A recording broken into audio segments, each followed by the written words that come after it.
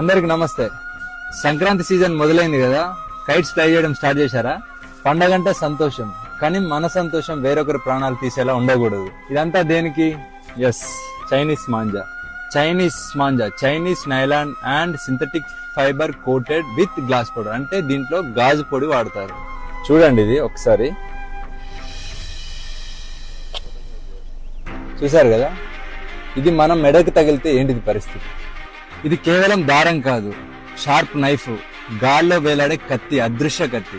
2-వీలర్ riders కి, animals కి, birds కి ఈ చైనా మాంజా తగిలి డీప్ కట్స్ జరిగి హెవీ బ్లీడింగ్ జరిగి ప్రాణాలు పోతున్నాయి. వీటి వల్ల చాలా మంది జీవితాలు నాశనం అవుతున్నాయి.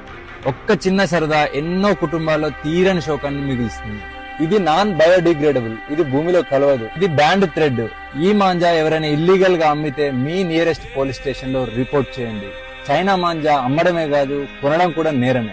చైనా మాంజా ప్లేస్ లో ఈ కాటన్ మాంజా వాడదాం. మరీ ముఖ్యంగా ట్రాఫిక్ అండ్ పవర్ లైన్స్ లేని దగ్గర ఓపెన్ గ్రౌండ్స్ లో మాత్రమే ఫ్లై చేద్దాం. పిల్లల్ని మాత్రం మీ ప్రెజెన్స్ లోనే కైట్స్ ఫ్లై చేయనివ్వండి. మీ సరదా ఎవ్వరికి శాపం కాకూడదు. For this Sankranti, say no to China manja. Thank you.